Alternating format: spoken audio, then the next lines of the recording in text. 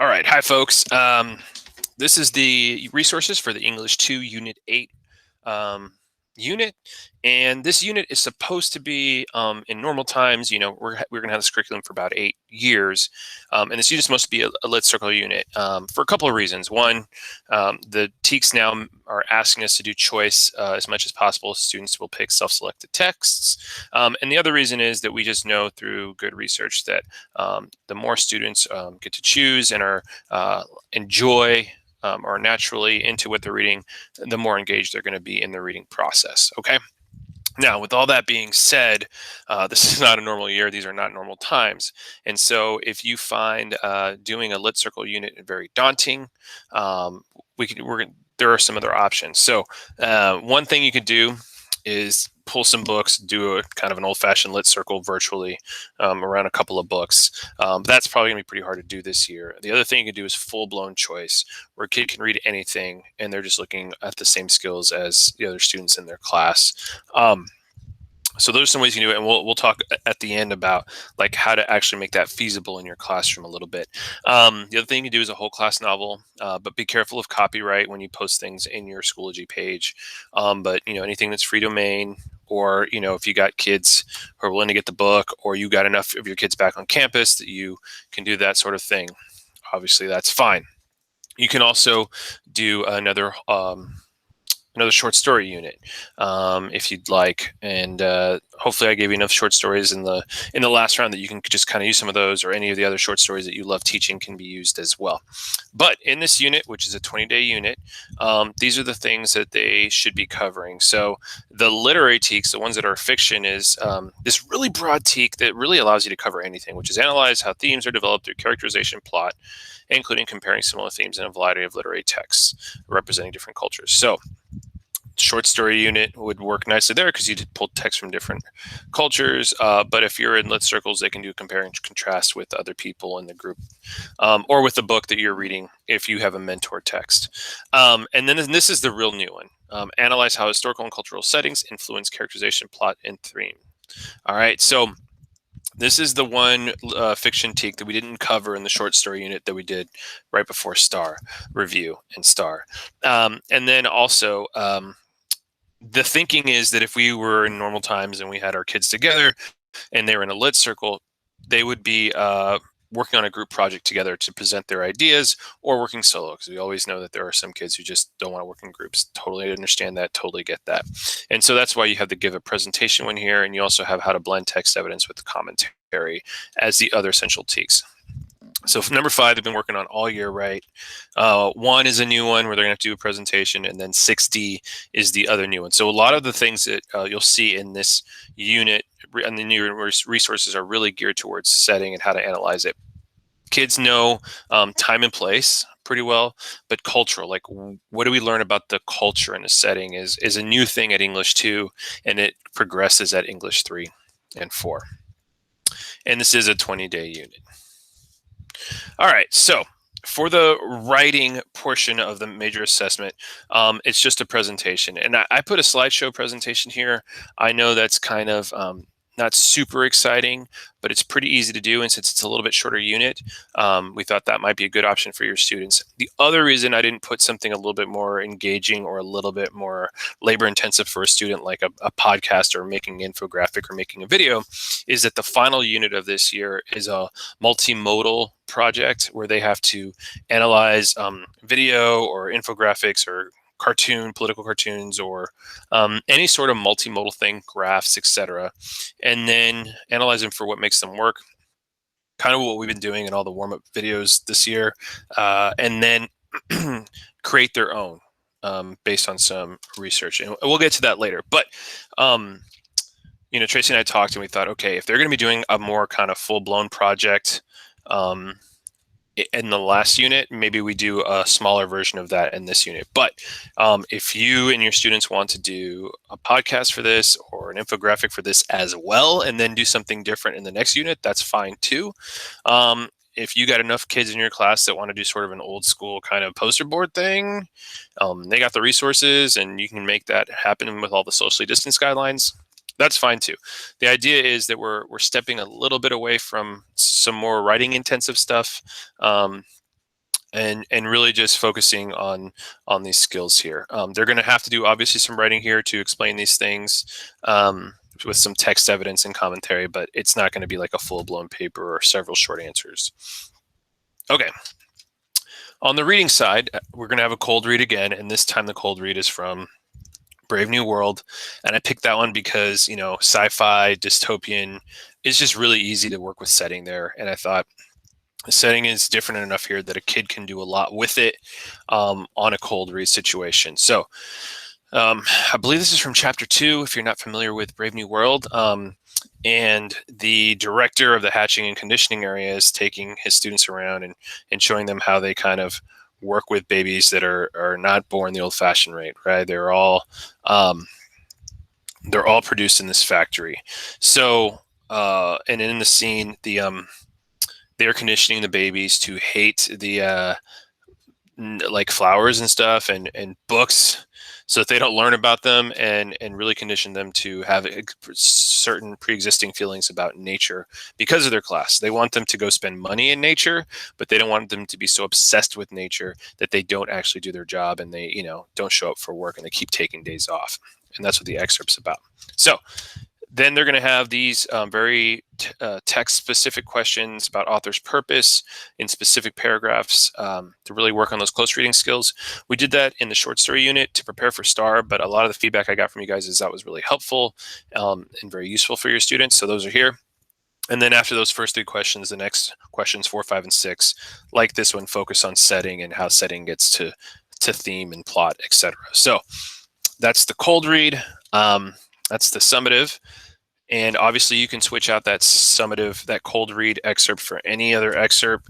But the goal is for it to be a cold read. Can a kid read something and put all the skills that you gave them to use about setting in this situation without a lot of context, or without reading it with the whole class? Now, if you want to assign the reading ahead of time, but then kids can't talk about it, that's something different. But you don't want to discuss the reading a lot right before class.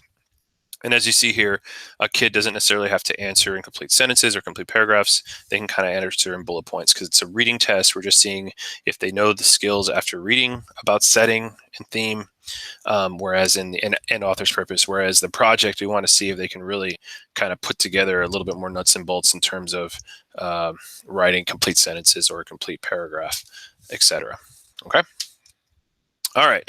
So for this lit circle, which you're going to have, if you do lit circle of choice, you're going to want to have a mentor text, a text that you're using, that you're reading from, so you can analyze and close read and look for the setting skills or any other skills you want to point out throughout the work. And then the kids will go and look at what they're reading and do the same thing, right?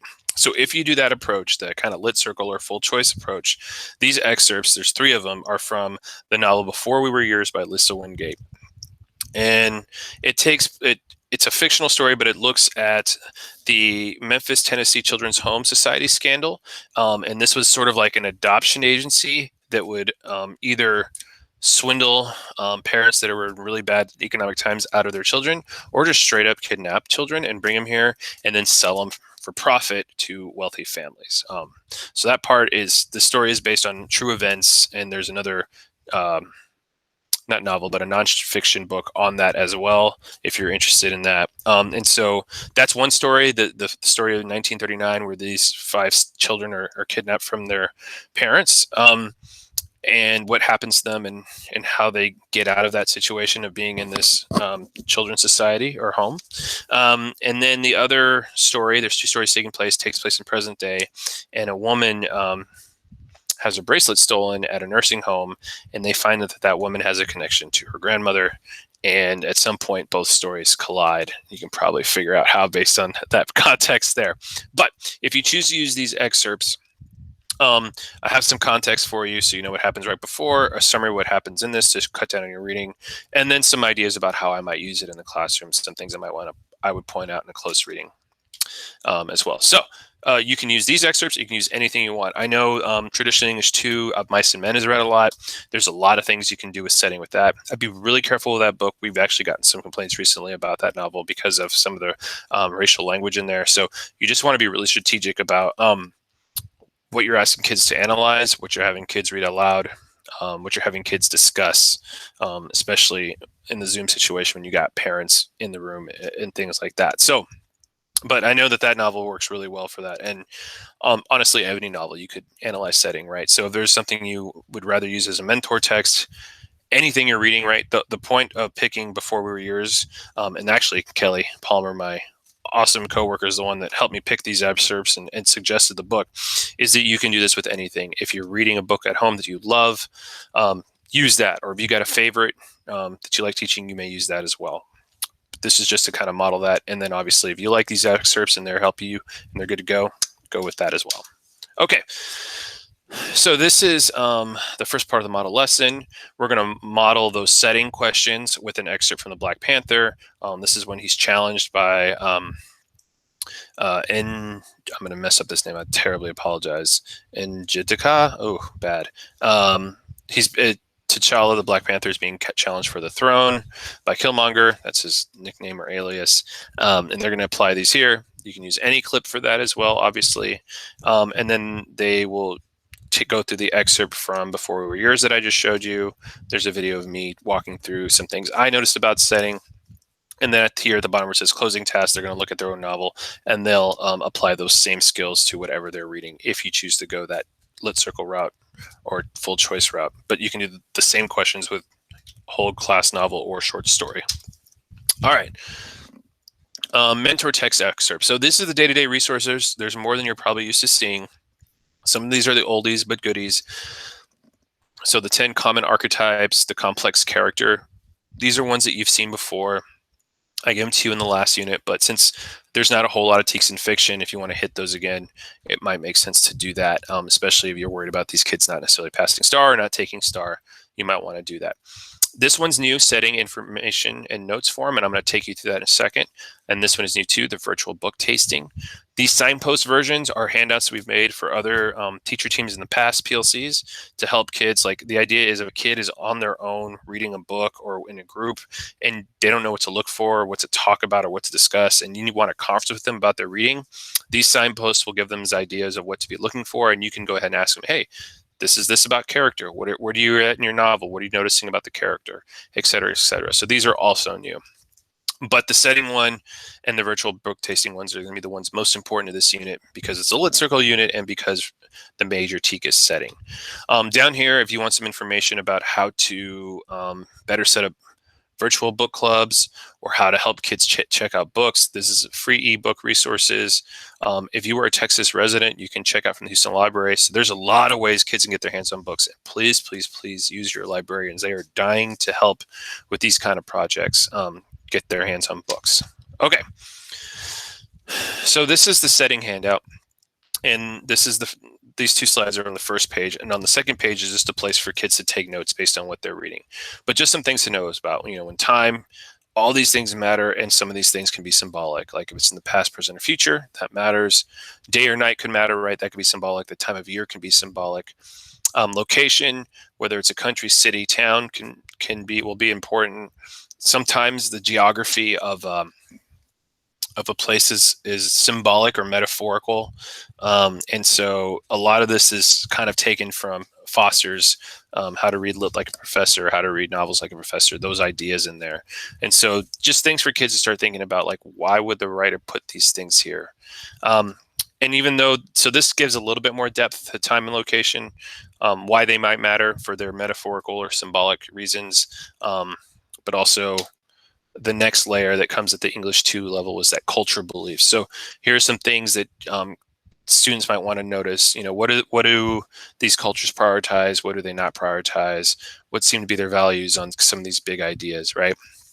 And all these things matter. And usually, a lot of times in novels, a character revolts against the society or the setting in some way, or they use it in some way. If it's sort of an action book, they might be using the setting in some way to overcome an obstacle. So how the character interacts with setting is always going to be important to the plot and to the theme of a work. And that's really what this teak and this unit is after, getting kids to really start thinking about that. Because we've done a lot with characters, so now we're going to look at setting a little bit more closely. Okay, so this is something you might want to introduce to your kids early, and have them kind of take notes on the second page as they go. That's completely up to you, but hopefully it gives them some more things to think about.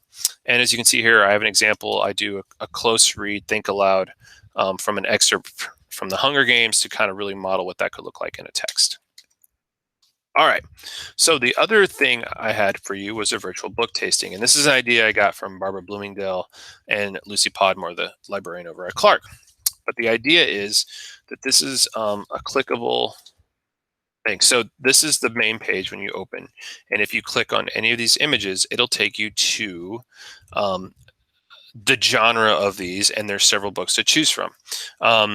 I broke it up into these because of setting. Usually sci-fi, dystopian kind of have a lot of settings in common. Not always, but a lot of times. Fantasy tends to have some things in common. Historical fiction is very broad, but if you're dealing with history, noting the historical moments that are happening is definitely going to be significant in that. And then other countries and cultures, and fairy tales reimagined, because I think all of these would have something interesting to say about setting. So since we're virtual, and since your school libraries don't have 100 copies of any specific text, we're gonna have to get creative on how we get books in kids' hands if we're gonna do the lit circle or choice piece. And that's why this comes in. So rather than having 5 books in a particular class, each one of these might have 5 or 6 choices in them. That way it's easier for your kids to get books in kids' hands because they're not all checking out the same book. And it will still give them something in common to talk about when they're talking about setting or characters or themes. Like, it may not be the same book, but at least they're going to have some things in common that they might be able to do that with.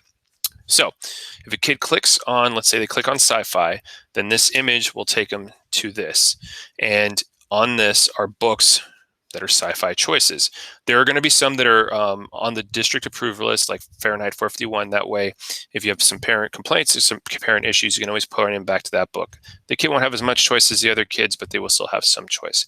So if a kid clicks on the image of Fahrenheit 451, it takes them to a summary of Fahrenheit 451. And then if they click on this book here, the image of this book here, it'll take them to the first page or first paragraphs of the novel, so they can get a taste of what it looks like, right? In the olden days, we would take tastes to the library. You might have books all over the place. You might have the books in your room. They might work through these, and that's how you do a taste. But in right now, as we're in a pandemic, you don't even have kids in the classroom, where it's not as safe to pass things around. This is a way where you can mirror that as well. So each one of these topics has a couple of books, and this still may not be enough, but you can talk to your librarian about adding more choices, or talk to your coordinator about what we have in the book room, etc. In this corner here, if you click on that image, it'll take you back to the home page, and kids can start from the beginning and kind of look at their choices again. And this list of books was put together by Lucy Podmore at Clark, Z at Stevens, and I am totally blanking on the name of the librarian at Taft. My goodness. And her name is... Elsa Dominguez. Elsa Dominguez at Taft was the other librarian who helped us put this together. So these are their recommendations, but if you need more, please reach out to your librarian. I'm sure they have just as many, and other good titles. I didn't get every title on there. Some of those I'm going to try to save for another grade level, and some of these I just didn't have time to put them all there. But there are a lot more choices in these big broad categories if you want to help kids select a book. All right, so that is the end of the overview. Hopefully that took you through a lot of things. So this virtual book tasting here, or those slides I just showed you, the setting form where they have all that information on setting is here. And hopefully that is enough to get you going in this unit. If you have any questions, please let me know. Remember that you can sub out any text here that you want with your own texts. We just ask that you cover the TEKS in this unit, so we know that we've covered all of them, and you can do a lot of flexibility on what kind of project you do. If you have any questions, please don't hesitate to reach out to me, and I'd be happy to work with you or your PLC and problem shoot this. But English 3 has already done this on a lot of campus and had a lot of success. Your English 4 team is doing this right now, and I've heard from some, and it's going well for those that are trying it. So talk to your junior and senior English teachers, see if they've already tried doing a virtual book club or virtual choice. And if they have, you might get some great ideas on how to troubleshoot this as well. All right, thanks.